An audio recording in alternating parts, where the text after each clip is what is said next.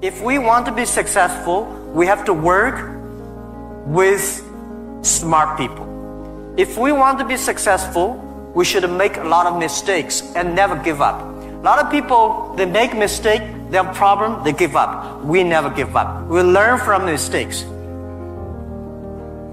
And I think when we fail, the message, the experience that I want to give you, advice I want to give you, you will judge when this person will be successful or not by when he fails, he thinks it's his fault or the other fault. If he thinks